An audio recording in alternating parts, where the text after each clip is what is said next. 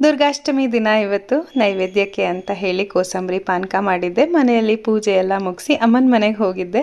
ಇವತ್ತು ದುರ್ಗಾಷ್ಟಮಿ ಆಗಿರೋದ್ರಿಂದ ವಿಶೇಷವಾಗಿ ಕನ್ಯಾ ಪೂಜೆಯನ್ನು ಮಾಡ್ತಾರೆ. ಪುಟ್ಟ ಪುಟ್ಟ ಹೆಣ್ಮಕ್ಳಿಗೆ ಪಾದ ತೊಳೆದು ಅವ್ರ ಕಾಲಿಗೆ ಕೈಗೆ ಕೆನ್ನೆಗೆಲ್ಲ ಅರಿಶಿನ ಹಚ್ಚಿ ಕುಂಕುಮ ಇಟ್ಟು ಕಾಲು ನಮಸ್ಕಾರ ಮಾಡಿಕೊಂಡು ಮನೆಗೆ ಕರ್ಕೊಂಡು ಹೋಗಿ ಅವ್ರಿಗೆ ಇಷ್ಟವಾದ ತಿಂಡಿಗಳನ್ನ ಕೊಟ್ಟು ಅವರಿಗೆ ಆ ಶಕ್ತಿಯಾನುಸಾರ ಬಟ್ಟೆನೋ ಹಣ್ಣುಗಳು ಎಲ್ಲ ಕೊಟ್ಟು ಮಂಗಳಾರತಿ ಪೂಜೆ ಎಲ್ಲ ಮಾಡಿ ದುರ್ಗಿನ ಈ ರೂಪದಲ್ಲಿ ಒಂದು ಪೂಜೆ ಮಾಡುವಂಥ ದಿನ ಇವತ್ತು. ಪುಟ್ಟ ಈ ಥರ ಹೆಣ್ಮಕ್ಳು ನಿಮ್ಮ ಮನೇಲಿ ಇದ್ರಂತೂ ಖಂಡಿತವಾಗ್ಲೂ ಕನ್ಯಾ ಪೂಜೆ ನವರಾತ್ರಿನಲ್ಲಿ ದುರ್ಗಾಷ್ಟಮಿ ದಿನ ಮಾಡಲೇಬೇಕು.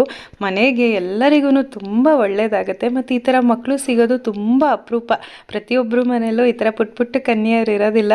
ಅಕಸ್ಮಾತ್ ನಿಮ್ಮ ಮನೆ ಸರೌಂಡಿಂಗ್ಸಲ್ಲೋ ಅಥವಾ ನಿಮ್ಮ ಮನೆಯಲ್ಲೋ ಈ ಥರ ಪುಟ್ಟ ಕನ್ಯೆಯರಿದ್ದರೆ ಖಂಡಿತವಾಗ್ಲೂ ದುರ್ಗಾ ಪೂಜೆ ಮಾಡೋದನ್ನ ಮಾತ್ರ ಮರಿಬೇಡಿ. ಆ ಮಹಾತಾಯಿ ದುರ್ಗಿ ಕಾಳಾಸುರ ಅನ್ನೋ ರಾಕ್ಷಸನ್ನ ಸಂಹಾರ ಮಾಡಿದ್ದು ಈ ಕನ್ಯಾ ರೂಪದಲ್ಲಿ. ಹಾಗಾಗಿ ಕನ್ಯಾ ಪೂಜೆನ ದುರ್ಗಾಷ್ಟಮಿ ದಿನ ಮಾಡ್ತಾರೆ ಅನ್ನೋ ಒಂದು ಪುಟ್ಟ ಕಥೆ ಕೂಡ ಇದೆ.